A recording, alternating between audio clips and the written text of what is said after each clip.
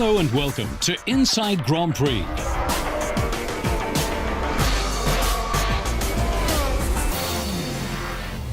Today, everything on the race in Malaysia, including the business world of Formula One, how the billion-dollar spectacle works. Plus, a major burden for man and machine, heat. So it's off to Malaysia, off to the big city jungle.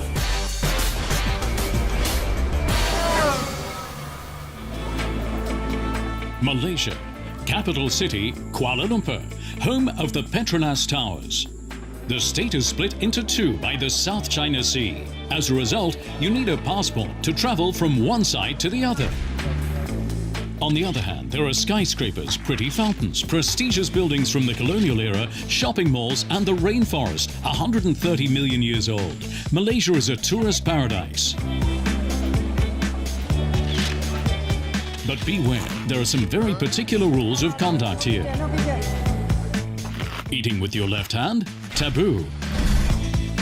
Not at all a welcome sight, people kissing or hugging. Extremely impolite, pointing at someone with your index finger. And you should definitely avoid touching a child's head in any way. Faster! Faster! The climate, extreme. The temperatures make the cockpit a sauna on wheels.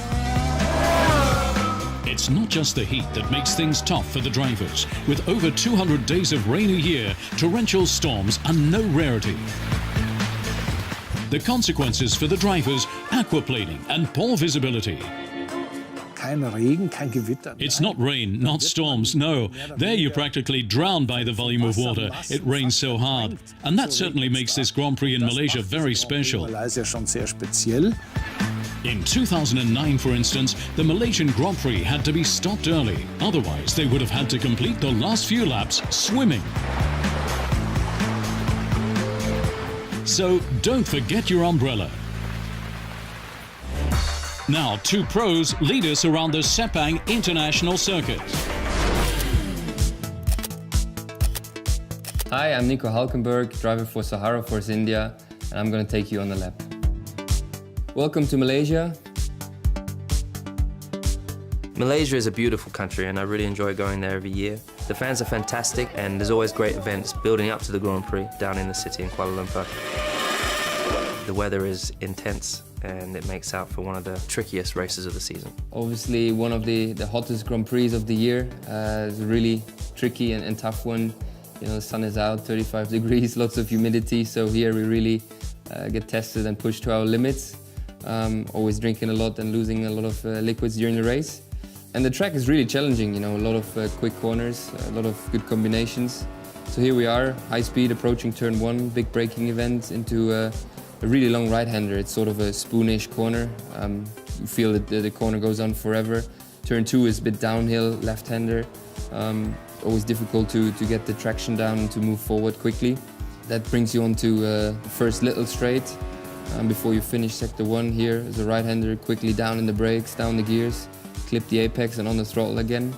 And now you come to a very cool and fun part, a very quick left-hander that spits you out into a very quick right-hander again. Corner speeds of 250 kph, feeling the G-force on your neck and the heat on your skin. Here we are now in a double right-hander. It's again important to have a good flow here, you know, not kill too much speed on the entry, take it in, take it out as well. And now we're approaching the final sector of the lap, which is a bit more slow and therefore a bit more technical as well. Usually your tires by here start to degrade a bit and you're fighting the car. Always longish corners, which you know, is typical for Malaysia and makes it tough to get a good balance with the car and a good harmony. It's one of those circuits you just have to slowly build up to it because it's so fast. And the better you are at really kind of studying the corners and perfecting them, the more confidence you get. So this circuit is incredibly tough. Obviously the ambient temperatures make it difficult for the tires and for the car and also for the driver. But it's a real good combination of a couple of slow speed corners, but mostly medium and high speed. Second to last corner here, again a very long right-hander, but you need to clip that apex and be early on the throttle because we're really coming onto the long back straight here, using DRS, all the power that we have going through the gears. one final really big hard braking event. Very easy to lock the inside front wheel and miss the apex, which is not good. Clip the apex here, early on the throttle again, onto main straight. And here we are, one lap in Malaysia. I'm really looking forward to Malaysia, so keep your fingers crossed and I'll see you there.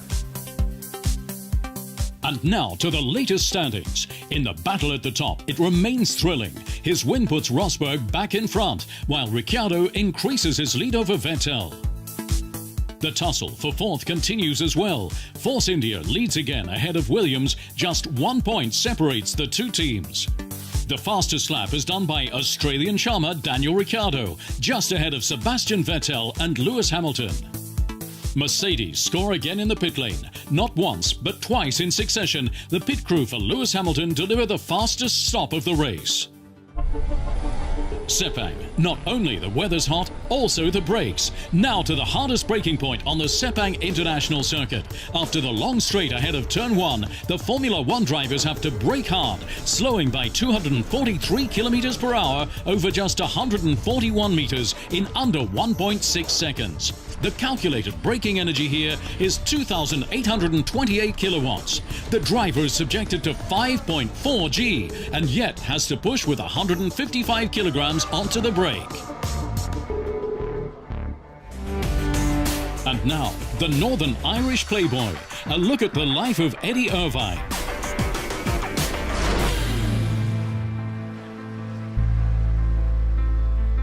Ireland's got something rugged about it. No wonder that its people are just the same. Life there looks a dream, but it's not, and that builds character. Eddie Irvine goes and gets what he wants. The first Formula 1 race of his career, Suzuka, Japan, 1993. Newcomer Eddie Irvine has the chutzpah to lap back three-time world champion Ayrton Senna. Typical Eddie, self-confident and fearless. I like Eddie a lot. He's received some criticism.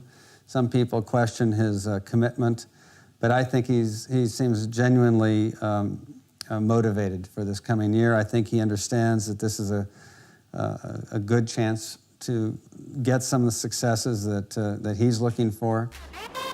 Like his Irish homeland, Eddie's rugged and wild. One of the last playboys of the now assimilated Formula 1. After the race, time for the first beer and the next lovely lass. Or better still, two. Eddie Irvine, living the happy hour 24 hours a day, 7 days a week. Eddie Irvine certainly used to be the sort of guy where you knew that on Sunday evenings he'd sometimes party really hard. Edmund Irvine Jr. soaked up the trappings of fame in rampant fashion. The jet set for the son of a scrap merchant, which he accepted with a thankful smile. Off the track, peerless, but on it, the Irish rover is hardly remembered for being competitive. You read all these things about him, about his playboy lifestyle and this and that, but I have to tell you, I have found him to be a very committed driver to racing. I mean, he is very, very interested. He wants to compete. He's not here just sort of going through the motions. In 1997, to add to his flights of fancy away from F1, comes the jackpot, a seat at Ferrari alongside Michael Schumacher. In 1999, the party animal in the Italian goddess races straight to victory in Malaysia's first Formula 1 Grand Prix. After Schumi's season is cut short by injury, come 3 more Irvine wins. But in the championship, he ends up only second. That would have totally cheesed off Schumacher, but not Eddie. Me and Michael, we never had a problem. I cannot remember one problem we ever had. We both understood what we were meant to do. He was married with kids, I wasn't. So after the race, he went home to the kids, I went to the nightclub. In 2002, his career winds down with Team Jaguar. Even so, Eddie gains Jaguar's only podium finish in their 5 years in Formula 1. Thereafter, Eddie is simply just Eddie. Here, a suspended sentence for speeding. There, a pub room brawl. Eddie Irvine, a guy like Ireland, rugged and wild. See you around, Eddie. Now, Bernie money and all, the financial side of Formula One, precisely explained. Formula One of the biggest sports events of all. On average, 500 million TV viewers follow the contest between some of the world's best drivers. However, at each race, it's not just about points and podiums, but about millions of dollars as well. Inside Grand Prix ventures a look into the business world of F1 and breaks down how the money's distributed to the teams. Essentially, each Formula One team has two sources of income. First, sponsorship contracts. At the top teams, sponsors pay up to $25 million for a space on the side box. In return, the sponsor is entitled to use the team in its advertising and gets PR days with the drivers.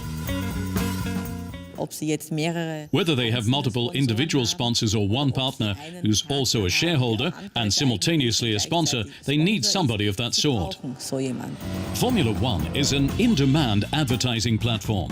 The biggest spenders come from the telecommunications sector, followed by automotive, clothing, petrochemicals, and drinks. A top team with top sponsors can make income of up to $200 million in this way. Small teams often only make a tenth of that, a comparatively meager $20 million. The team's second source of income is Bernie money, their share of Formula One's turnover. From contracts with race circuits and broadcasters, the marketing of advertising space and the sale of tickets, the FOM will take over $1.4 billion this year. There's much more money in the sport than 20 years ago. 35% of that goes to the rights holders, headed as of now by Liberty Media. From the start of 2017, the US Media Group is taking over the full 35.1% shareholding of previous rights holders CVC, and through further share purchases, control over Formula One umbrella company Delta Topco. And they then naturally distribute the dividends to the other shareholders. That's a group of 20 to 25 individuals or firms. In the main, it's investment firms like Waddell & Reed or BlackRock. Bernie Ecclestone is also a shareholder with 5.8%, as is his holding company Bambino Holding with 8.3%. Based on the previous year's Constructors' Championship results, the remaining 65% of all revenue is distributed to the teams in three ways. First, $335 million gets shared out equally among the teams, except for newcomer Haas. Because in order to qualify for this, a team must have made it into the top 10 of the Constructors' Championship at least twice in the past 3 years. The distribution of a further $335 million is based on performance. The better the team did last year in the Constructors' rankings, the more money it gets.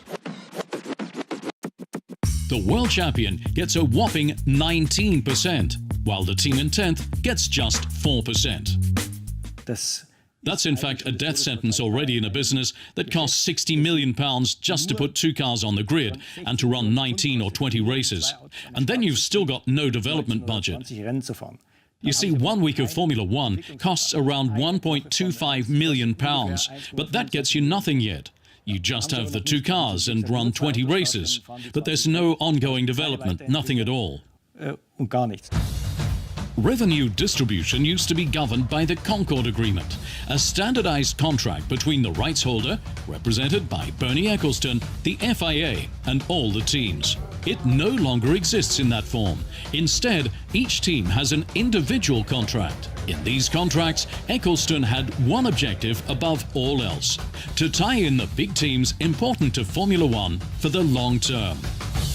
And to do that, he promised them bonuses. Initially, that was Ferrari, of course, and Red Bull. Mercedes was not included at first. There was McLaren, there was Williams, and then Mercedes were finally added after long negotiations. Of the others, he says, if I don't get a guarantee, they could be gone tomorrow because they're bankrupt, no longer fancy it or whatever. These teams are contractually obliged to take part in Formula One until 2020, which of course then provides financial security for the rights holders, who are naturally more interested in the big teams than the small ones.